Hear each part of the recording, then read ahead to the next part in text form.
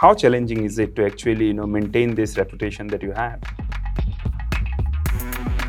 And from a marketing perspective or communications perspective also, Anirban, I think that responsible use of AI. Correct. And how do we generate content? Is the data explainable?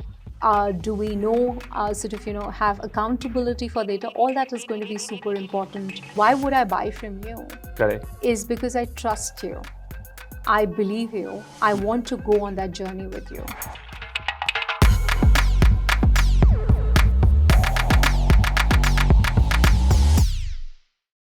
Merry Christmas and advanced wishes for New Year to all our viewers. I'm Anirban Roy Choudhury, welcoming you to another episode of Conundrums by Economic Times Brand Equity.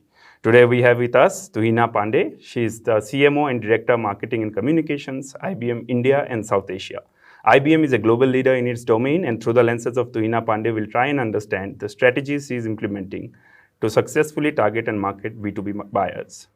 Welcome to the show, Tuhina. Thank you very much for your time. In the era of AI-led innovations, what are your point of view on how marketing has changed? And what do you think is necessary to build a strategy in this scenario? Well, I think what's happening with marketing right now, the conversation on AI is no different in marketing. Just as it's changing the world, Anirban, it's changing our world as well. So how do we do smart marketing? How do we do it at speed, at scale, with hyper-personalization? Yeah. And how do you sort of respond to this 24-hour switched-on world? I guess that's pretty much the challenge ahead of us. Great. And I will always say it's the context that changes.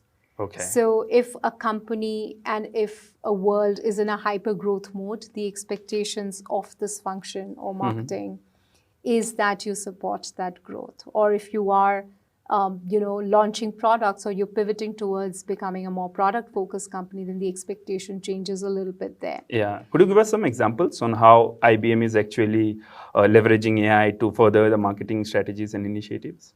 So our mantra right now is what's next. You must have heard about it. Yeah. And, we live, breathe, and pretty much talk about it every day.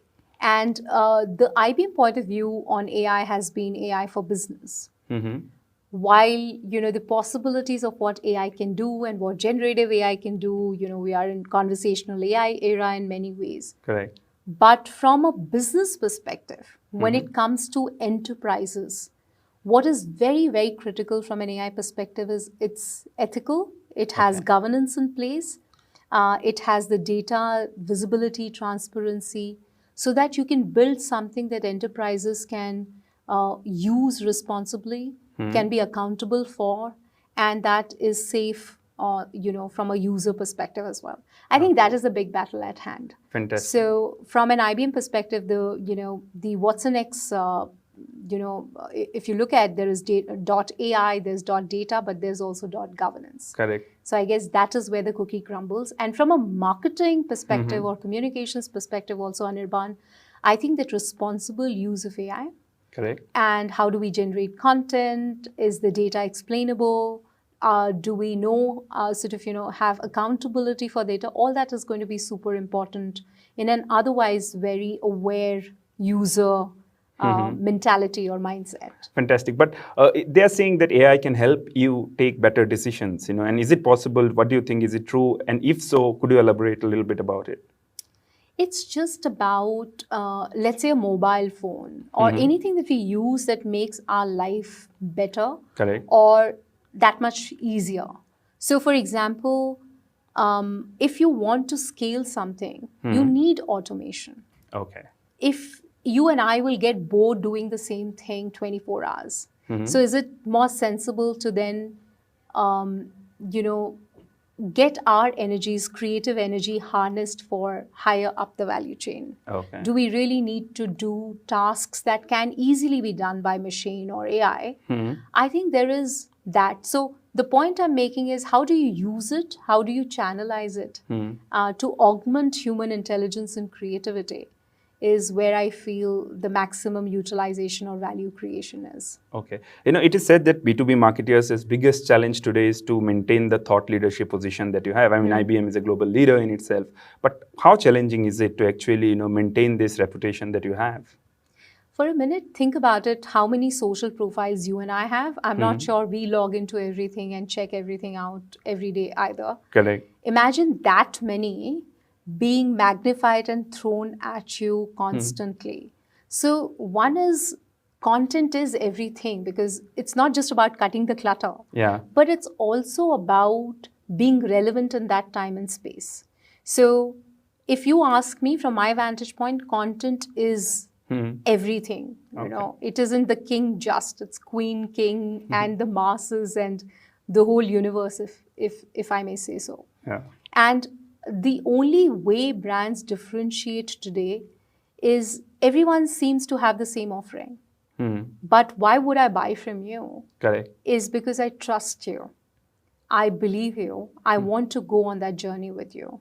Okay. So if you have to be a trusted, credible force, and you want to gain the audience loyalty or co-option, I guess thought leadership and content at the core of it plays a big, big role.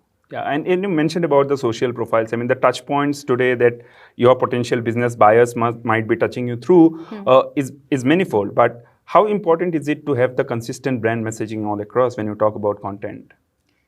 At the core of it, right? For example, I talk about this notion of cognitive dissonance. If, let's say, you are consuming stories or content or different point of views from IBM, from different channels, different routes, so what you hear from paid media to earned media, owned media, shared media, the whole peso model that we talk about. Yeah. And if you don't hear a certain theme, there is a connective tissue, you will be distracted from the brand. So it's very important to weave that in at a design point itself. Okay. So it's not only important to have great smart content that cuts the clutter, then again, do you have the connective tissue and do you have a sort of cognitive synchronization in messaging so that your audience, no matter where they pick you up, they pick the story that you want to tell at a brand level, and there's consistency in that.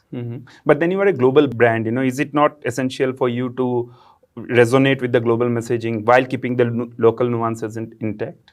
So I look at it this way, Anirban. So 3 agendas we look at. One is the national agenda, the client agenda, and the common agenda. Okay. Now, national agenda is, look, we are a global company and we have global objectives, values, priorities, business objectives.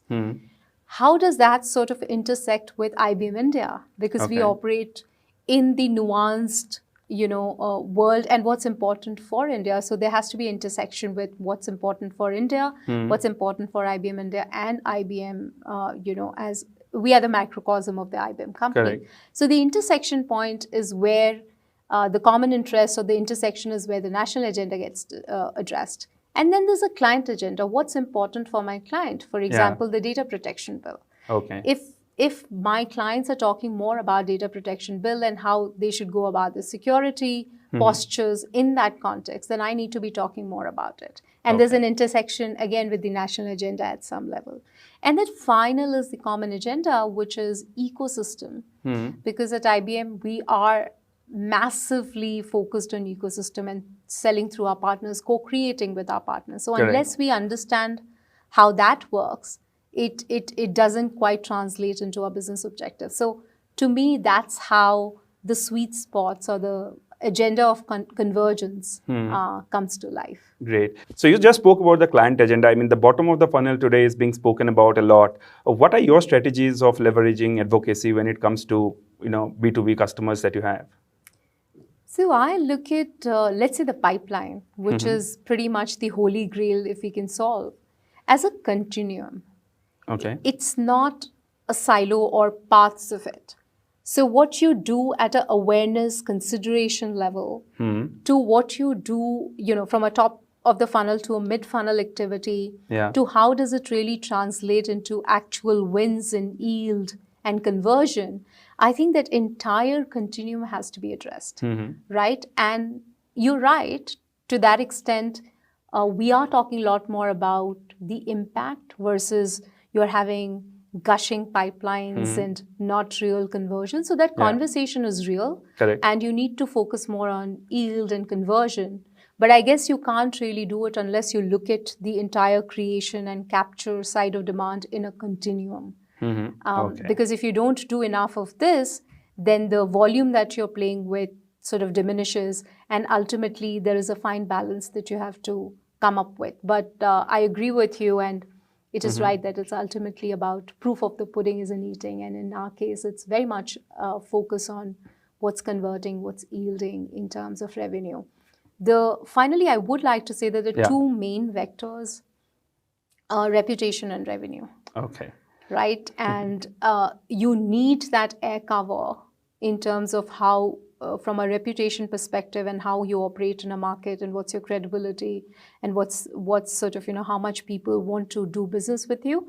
And then how do you move it into saying the use cases, real solutions that you offer, and then finally the aha moment where people really buy from you. Okay. And then how do you bring those stories of clients who buy from you in front of other clients?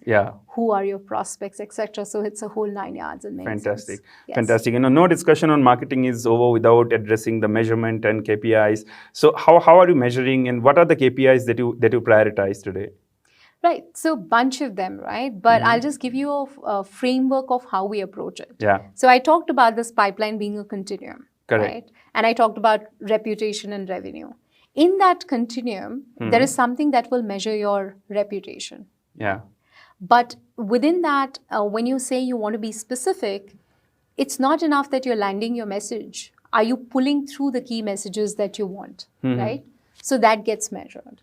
Then, of course, from a pipeline perspective, what is how much, the volume, the quality, the cuts, the audience segmentation. So at various points, and till the yield and conversion and percentages that you have for that, right? And again, how are you remarketing or re-engaging the prospects on new audiences?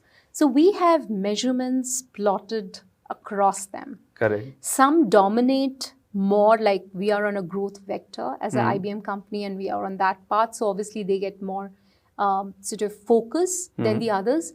But depending on what our business priorities are, there's a little bit of push and pull in terms of what is more important than the others. But then we have matrix across the board. Okay, fantastic. And it's equal for both your client retention marketing efforts as well as acquisition efforts, right? Absolutely. And there are sharper matrix going into each bucket.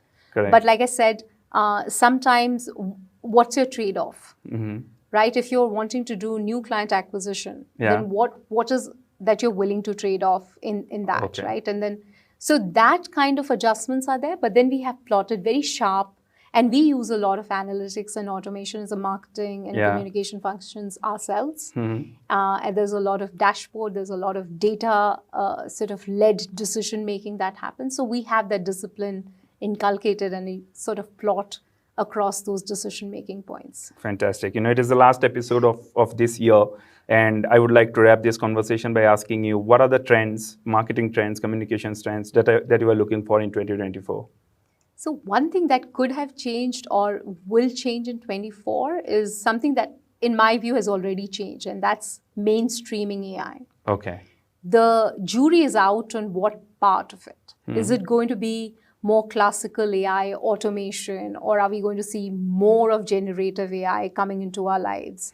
Either way, a mix of this will sort of mainstream more in 2024. Okay. And, that kind of almost nudges me to flip the question and say, what will not change in 2024? I think this whole focus on AI will not change in 2024. What will not change is the content focus, the storytelling, and the skills, the creative skills. Those things are not going to change in 2024. Great, fantastic. Thank you. Thank you very much for your time. It was a pleasure talking to you. Thank you so much, Anirban. Lovely talking to you.